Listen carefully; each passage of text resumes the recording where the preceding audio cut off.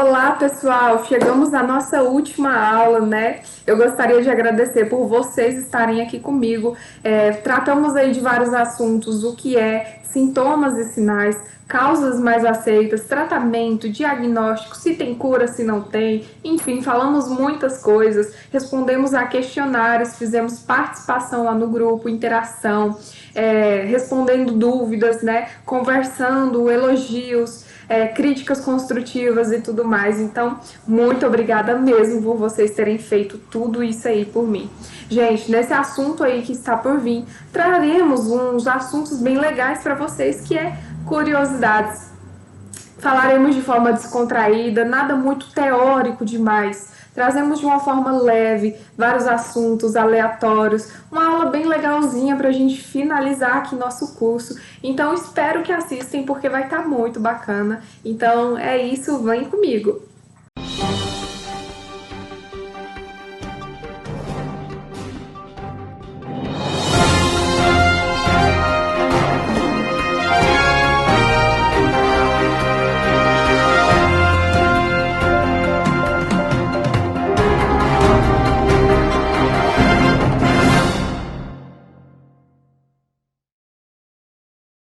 Bom, já vou começar com a curiosidade. Vocês sabiam que autistas podem apresentar habilidades extraordinárias? É isso mesmo. Um estudo ali, uma pesquisa bem recente, publicada na revista Science Advances, concluiu que pessoas com características autistas dão mais respostas criativas para problemas que testam ali o chamado pensamento divergente. O pensamento divergente é aquela capacidade de oferecer várias respostas diferentes a uma única pergunta. A diretora pedagógica da AMA, que é uma associação ali de autistas, a diretora Maria Rosália Oliveira, afirma que existem ali autistas com habilidades extraordinárias, denominadas de autistas de alto desempenho. Eles apresentam uma memória, gente, surpreendente, além de outras habilidades extraordinárias que não são exibidas pela maioria das pessoas, tais como ali o cálculo matemático, as habilidades artísticas, as habilidades musicais. Tudo isso de criatividade entra muito ali na mente do autista, principalmente quando tem foco único em um único assunto. Bom, Oliveira ainda afirmou, vou ler aqui para vocês porque é uma citação. Existe um grupo muito grande no Brasil e no mundo de pessoas com síndrome de Asperger, que contribuem muito com novas pesquisas sobre o assunto. Nenhum deles apresentam dificuldade intelectual e alguns deles o QI é acima do padrão. Tem facilidade muito grande de desenvolver habilidades apesar das dificuldades na interação social. Bom, gente, como já falamos nas aulas anteriores, crianças com a síndrome de Asperger têm como características principais focar em um assunto específico, ter uma rotina fixa e não possuir dificuldades cognitivas. Isso auxilia nesse ponto, em formar grandes gênios, justamente por essa fixação por um único assunto. Ele acaba estudando muito. E já que estamos falando dos superdotados, vamos entrar agora em um assunto bem legal, que é sobre gênios que possuem suspeitas de terem tido autismo. E quando eu digo suspeita, é pelo motivo deles não terem tido ali a oportunidade de serem diagnosticados, pois na época não era tão falado e nem tão estudado quanto hoje em dia. Muitas pessoas, então, viveram a vida inteira sem saber que possuía autismo. Então, esses famosos que vou citar a seguir, são diagnosticados ali, foram diagnosticados baseados nos escritos que tem sobre elas, nas conversas com familiares e no modo como essa pessoa vivia. Mesmo assim, não podemos falar 100%, justamente porque ali eles não foi diagnosticado por um especialista. Mesmo assim, possuem fortes características e probabilidades bem altas de terem autismo. Bom, primeiro, todo mundo aqui já ouviu falar uma vez na vida na escola, que é o nosso Albert Einstein.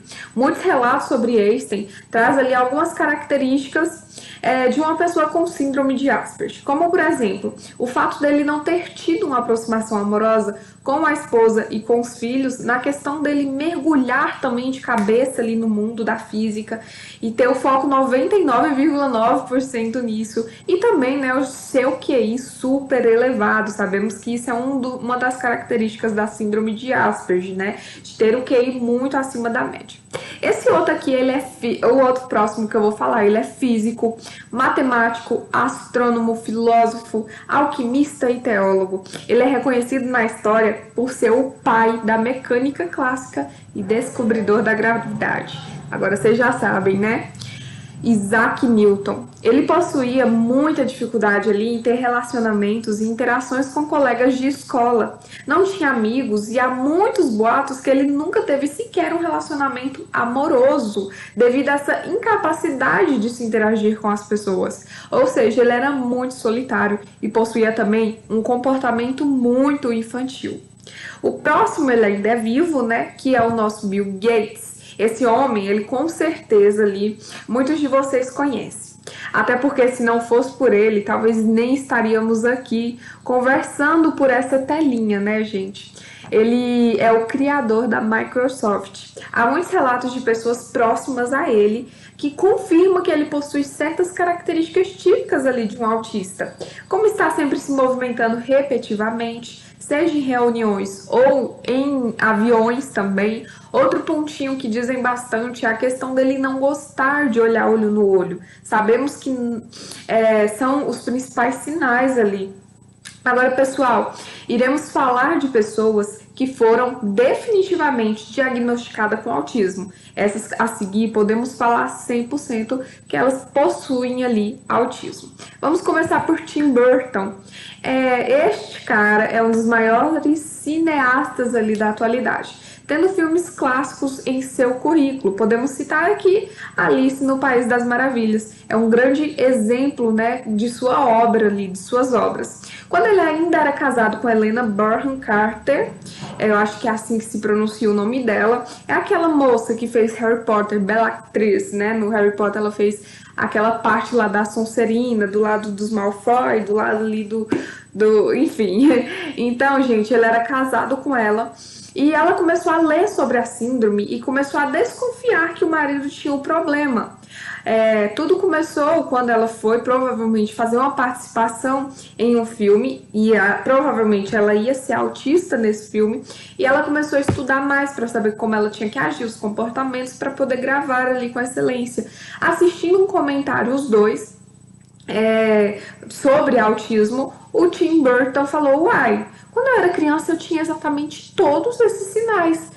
E aí ela começou a pensar em tudo, na maneira dele, no jeito, nas atitudes, na criatividade, em várias coisas. E aí eles procuraram um médico ali, um especialista, e o diagnóstico foi positivo. Muito legal esse caso, né? Bom, Susan Boyle, a britânica, né, que ganhou aí o mundo com sua voz e suas apresentações. Poucos anos antes, em 2009, a artista foi diagnosticada com autismo e síndrome de Asperger, 3 anos depois de estourar nos holofotes. Então, antes ali de estourar, ela foi diagnosticada com autismo. 3 anos depois de estourar, ela descobriu que ela tinha síndrome de Asperger. Bom, ela chegou a contar posteriormente que sempre desconfiou que tinha algum tipo de transtorno mental. Então, quando ela soube, né, que tinha autismo, síndrome de Asperger, ela se sentiu mais encaixada no mundo que ela tinha, porque ela via que ela era diferente, que tinha alguma coisa errada com ela, entre aspas, né, porque ser diferente não é ser errado e nem certo. Então, ela se encaixou mais no mundo dela e passou a viver a vida de uma maneira mais saudável ali, respeitando os limites sem se cobrar tanto. Essa próxima é a Greta, né, a sueca aí, que se tornou, gente, um fenômeno global, inspirando muitos jovens a se conscientizarem sobre as mudanças climáticas. Ela é portadora da síndrome de Asperger e ela é ativista lá do meio ambiente. Com apenas 16 anos, ela tinha sido indicada ao Prêmio Nobel da Paz em 2019. E ela fala muito sobre o transtorno e não tem medo disso, né, de falar que ela é autista. Bom, gente, Templin Grandin. Essa mulher, ela foi diagnosticada ali com síndrome de Asperger. Ela criou também a máquina do abraço, que é um aparelho que simulava um abraço e acalmava pessoas com autismo. Essa ideia foi muito boa e eu vou falar melhor sobre isso. Mas antes disso, ela revolucionou também as práticas de abate para animais e suas técnicas ali e projetos de instalação. São referências internacionais, pessoal. Além de prestar consultoria ali para indústria pecuária e manejo, instalações e cuidados de animais. Então ela realmente é muito inteligente. Temple, ela ministra palestras pelo mundo todo, explicando ali a importância de ajudar crianças com autismo a desenvolver suas potencialidades, porque ela acredita que toda criança autista possui uma diferenciação benéfica que tem uma grande chance de se potencializar aí. Gente, a máquina do abraço, vocês estão vendo aí na foto, é muito engraçada, né?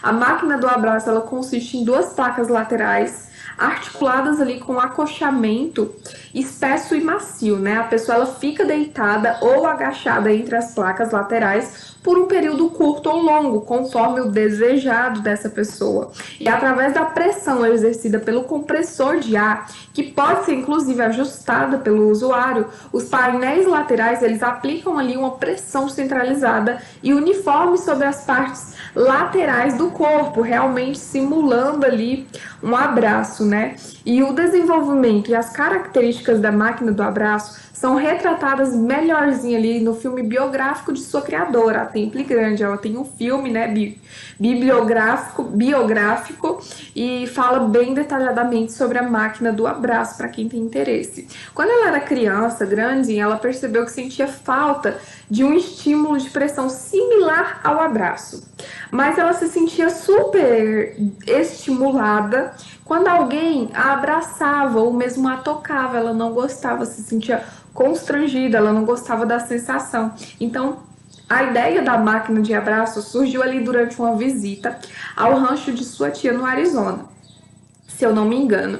Então, ela observou ali como os gados eram confinados para inoculação e notou que eles se acalmavam imediatamente após a pressão ser administrada. E foi daí que surgiu essa ideia, porque ela percebeu que a pressão tinha um efeito calmante sobre o gado e pensou que algo semelhante poderia ser útil para acalmar sua própria hipersensibilidade.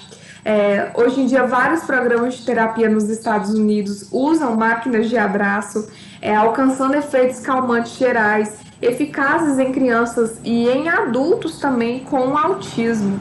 Então, hoje em dia, tem estudos comprovando, né, a eficácia da máquina do abraço, porque a pessoa, como eu falei, pessoas autistas têm dificuldades ali com interação social, com toque, com seus sentidos com outra pessoa. Então essa máquina do abraço estimula um abraço para acalmar ela, sendo que ela não fica tão incomodada quanto ficaria se fosse uma outra pessoa abraçando ela. Gente, vamos fazer aquela pausinha de sempre e já já voltamos com coisas legais, viu?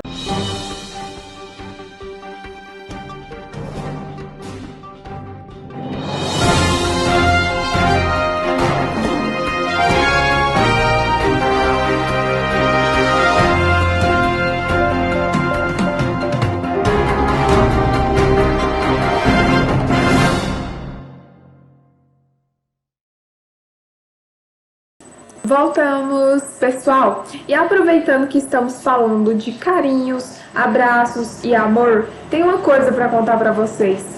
Sim, autistas também amam, sentem emoções, precisam se sentir seguros e protegidos, mesmo aqueles que demonstram menos empatia pelo próximo.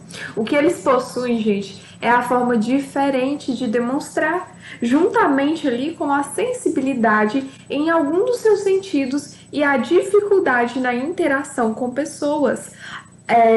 Apesar, gente, de não demonstrar afeto da mesma maneira que as outras crianças, isso não significa que o autista não ame. O convívio permite que a família, amigos e quem faz parte da vida daquela criança aprenda ali a identificar essas manifestações peculiares de carinho. É só uma forma diferente ali, diferente de demonstrar.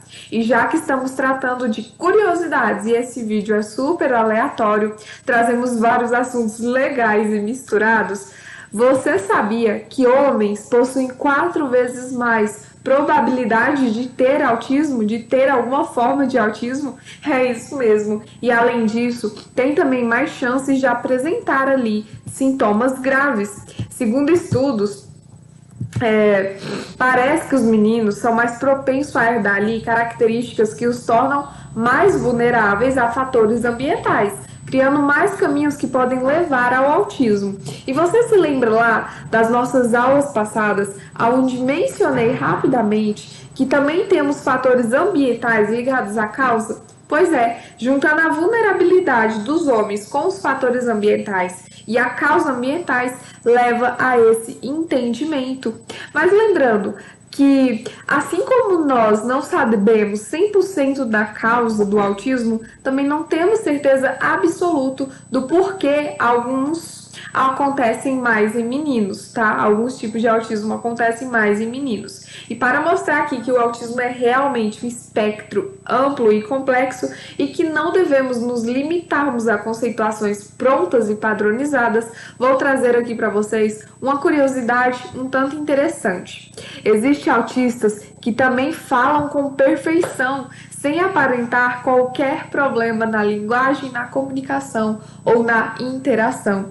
É isso mesmo, passamos todas as nossas aulas falando que os principais sintomas estavam ligados à interação e na comunicação, mas não é uma regra, pessoal. Inclusive, existe estrela, atores e atrizes renomados que possuem autismo. Então, novamente, não se prendam a conceituações. Esse transtorno não possui uma ficha técnica. Bom, além de ser um espectro cheio de novidades, ele é mais comum do que podem imaginar. Para vocês terem ideia, o autismo é mais comum do que o câncer infantil, a diabetes e o AIDS junto. Então ele realmente é muito comum, muito mais do que nós imaginamos. E durante todas as nossas aulas eu falei muito do autismo em criança. Ali pelo fato de ser um transtorno de neurodesenvolvimento, onde se tem um diagnóstico muito cedo, antes mesmo dos 3 anos de idade. Mas em adulto, como é o autismo em adulto? Será que muda alguma coisa? Pessoal, não muda quase nada. Aliás, o transtorno ali não identifica se está no corpo de uma criança ou de um autismo. Os sintomas do autismo em adulto são manifestados basicamente pelos mesmos comportamentos que de uma criança. São eles ali o déficit, né, da interação social, a dificuldade na linguagem e na comunicação, e também comportamentos e interesses repetitivos, tá? Bom, gente, lembrando sempre que as características do autismo em adultos também variam conforme o grau de comprometimento ali funcional que ele apresenta, e os tratamentos e as intervenções vão ser de acordo com essa gravidade, seja em crianças, seja em adultos, tá? Mas para deixar aqui mais interessante, temos aqui algumas dificuldades que irei listar para vocês de alguns comportamentos em pessoas autistas. Lembrando que em nenhum momento iremos generalizar, tá legal? Primeiro, a dificuldade para compreender regras sociais, regras básicas que qualquer adulto sabe, seguir uma fila, entre outros. E também é comum que a pessoa tenha problemas para entender metáforas, ironias e piadas que têm duplo sentido ou uma mensagem subliminar. A pessoa, ela pode parecer muito ingênua, não vê maldade nem malícia em situações que outras pessoas normalmente perceberiam rapidamente. Os autistas podem ter dificuldade para demonstrar aí a empatia com o outro, e quando não percebem sinais sutis ali como tristeza, raiva, tédio e até mesmo alegria, a menos que sejam bastante óbvias, mas no geral eles não percebem esses sinais emocionais nas outras pessoas justamente porque eles não sentem tanto assim. Então eles têm dificuldades em demonstrar empatia por isso, por ele não achar que o outro está passando por algo ruim. Bom, eles também têm dificuldade ali de socialização, que leva a um desconforto ou estranheza na hora de cumprimentar alguém, com a proximidade que nós temos, né? O toque, os abraços, que não sejam ali muito íntimos, né? Mas a gente tem esses toques, eles têm aquela dificuldade. Eles têm também autopercepção ali corporal muito fraca. Eles não demonstram tantas expressões, eles não movimentam tanto na hora de se comunicar, então isso acaba empobrecendo ali a linguagem corporal dele. Parecem sempre encarar a vida de uma forma muito prática e objetiva, tudo muito tranquilo, nada muito dificuldade ali para ele. Bom, eles têm preferências por assuntos muito específicos, por muito tempo, e como tem dificuldade para perceber sinais sutis assim, muitas vezes eles não conseguem perceber quando as outras pessoas não estão mais interessadas no assunto e acaba se tornando aquelas pessoas chatas. Bom, eles também têm ou o uso de linguagem muito formal ou o uso de linguagens inadequadas ao ambiente. Eles nunca vão de acordo com o ambiente. Tem pessoas que são bem formais em ambientes que não demanda tanto, então tem pessoas que são bem inadequadas em ambientes que demandam mais ali uma formalidade, tá?